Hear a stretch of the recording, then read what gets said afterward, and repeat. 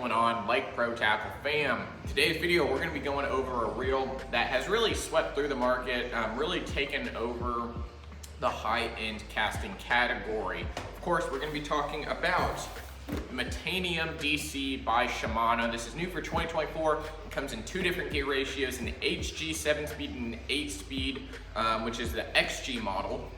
Now this guy right here is a 70 size reel, so it's gonna hold around 70 yards of 12-pound line, which is not bad, not terrible when you're talking about your moving baits or even your simple like free rig or Texas rig. As long as you're not using super heavy line on really long casts, it's gonna excel in that. Specifically for this video, I really worked this reel for the moving bait aspect. I'm gonna run through the combo specifically that I've been working with. This is the Metanium DC in the XG version. So this is the 8-speed, and I've got it on my shallow cranking setup. This rod specifically is a 610 medium, very similar if you're familiar with the P5 lineup of rods from Megabass. This is the 110 Special, very similar. It's gonna be a 6'10" medium, moderate plus, if that makes any sense. So it's got a good amount of soft tip, but it does have a nice backbone for driving in some of those hooks that I like to use. Some of the baits that I specifically have been using on it are, of course, the Jackal Bling. This is one of my favorite fall and wintertime crankbaits. It's a flat-sided crankbait and only weighs like 5/16 of an ounce. So relatively light crankbait that catches a lot of wind because it is a flat side, as well as everything in the Z series, a Z1, a Z2, and a Z3 from Megabass. I've also thrown some MRX and SRX Griffins, as well as some bigger lures like the Nishini crankbaits, the RB, as well as the tiny DD Chippewas. These have been extremely productive for me. They have the unique blade design on them and really allows them to get more of a reaction bite from those fish. Couple other crankbaits I've thrown are just like a Lucky Craft 1.5, a Strike King 1.5 square bill. I've thrown the Macbeth, this is the, 57F flat, so very similar to something like the Jackal Bling, where it's a flat-sided crankbait and it's gonna catch a lot of wind. And that's very important, playing with all these different baits with this Metanium here, I was really able to dial in certain combinations of the braking and the line positions. The line specifically that I've been using, I have been using the 12-pound Mastiff as well as the 12-pound Seaguar Abrazex. Both lines very similar in line diameter and suppleness. I will say the Abrazex has a little bit extra stretch to it, which does allow me to throw like jerk baits or throw some deeper diving crankbaits. But I will say the Mastiff, it seems like it does have a little bit better abrasion resistance due to that nano armor technology. And I know my knot strength is extremely strong as well with this nano armor from the Shimano Mastiff. So if you want to pair these up, I highly recommend it. And that's the combo that specifically I've been using, 12-pound fluorocarbon with this Metanium DC and this rod here. So when applying to different techniques, whether it's a bladed jig or a spinnerbait or something like that, when you go to those, it's gonna be a little bit bigger. So keep that in mind as we go through this breakdown real quick.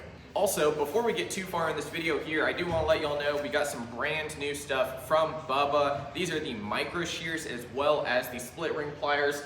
These are stainless steel here. They're gonna have anti-rust coating on it as well as the micro shears. These things cut through braided line, fluorocarbon, monofilament, nylon like absolute butter. A lot of cool stuff coming from Bubba. Want to throw that in there.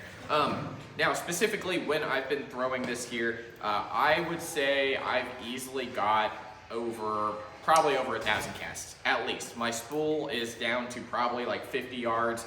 I've cut off, retied so many different times, lost a couple lures here and there, but this Metanium DC has seen a ton of action. So, right off the bat, when this reel launched at iCast, we got one in pretty quickly and did a initial testing video. The DC braking is brand new in this one. It uses an IDC5 braking system, which is basically the newest DC out there. So IDC5 is going to be a little more complex. It reads the spool faster and allows for greater braking at your different, at your different settings. A little bit different than your original IDC4 in the Metanium DC, in the fact that you now have 6 settings on the brakes, as well as 3 different line settings that you can do externally on this reel. So in terms of dialing it in, you've got really 3 different adjustments: your DC setting overall, your line setting, as well as your tension knob. When I first got this reel, I set my DC brakes right to the middle. I set my line, set it up for fluorocarbon, as well as having a tension knob to allow me to throw without having to thumb at all, basically throughout the entire cast. You know, when it comes to casting distance, I'm gonna say it was equal, if not a little worse, than my Corrado 70 MGLs, or even some of my Daiwa Tatulas, like the brand new SVTW. I'm gonna say it was right there with them. I think the SVTW has it beat when it comes to just the standard DC braking system. And of course, I wanna preface this by saying that the DC is, pardon the interruption, y'all. I do want to get these out there. These are trade-in rods, so these are very immaculate condition rods. These are, I mean, I think I rated them like 9.5 or 9 out of 10. First up, this is going to be a Steez rod. This is a Daiwa Steez. This is the Target Sniper. It's going to be great for heavy cover, pitching and flipping, as well as throwing some chatterbaits or spinnerbaits, up close and personal stuff. This one is literally almost brand new. This one was warranted, used once or twice, and then he wanted to upgrade to a, I believe it was a Megabass P5 rod, and traded this one in for it. And then he also traded in, this one here is the Leviathan Omega Swimbait rod using the original Alps reel seat.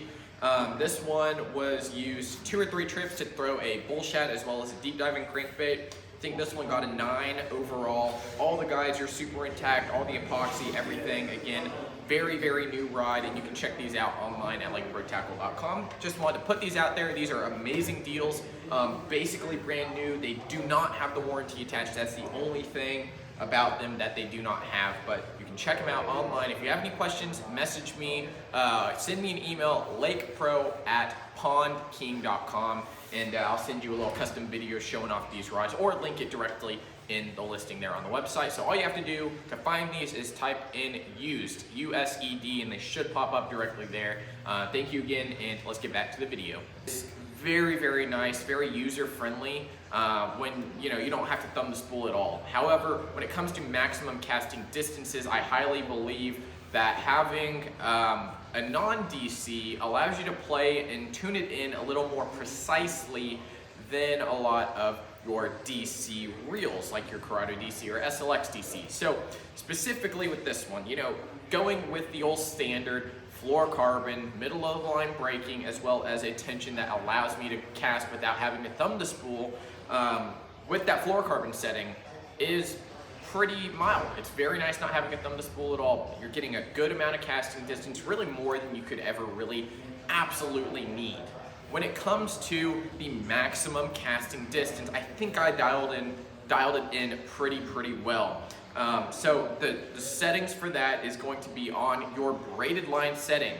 I like to set that to P, and that's your braided line setting, and I also like to set the DC braking to 5 out of 6. So that's 1 click off of the max brake setting, and then setting your tension accordingly to that. You're gonna get an extra 20 to 30 feet out of that casting distance, and you can still really rear back and throw it.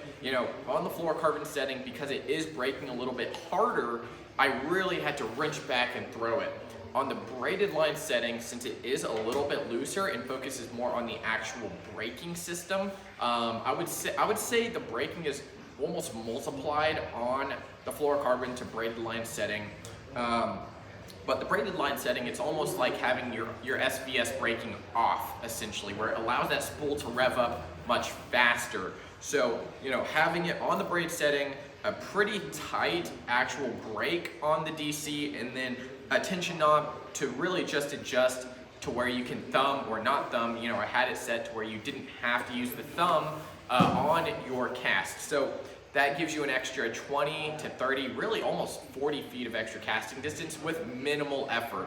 Now, on the braided line setting, I don't recommend you throwing extremely hard with the fluorocarbon, because since it does take less inertia to get that spool going, you really don't have to zing it out there. And if you do over zing it, it will start to overrun unless you have your tension set accordingly. But if you have everything dialed in and you're not trying to throw super hard, or you've got a little handicap that doesn't allow you to throw super hard like your shoulder or your elbow, using this setting here with the braided line function is going to allow you to get just excellent casting distance with these settings here. Now again, this rod does load very well. It is pretty snappy.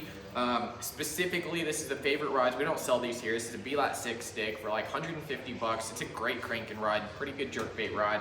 Again, very similar in action to something like a 110 Special here. So if you are cranking or even throwing a jerkbait with this is going to be a great setup. Another great one is going to be like a Rapid Viper, or even like an X-Pride 6'10" medium. Going to be very similar to the setup here. So if you have been messing with the Metanium DC, I highly recommend you to try these settings out.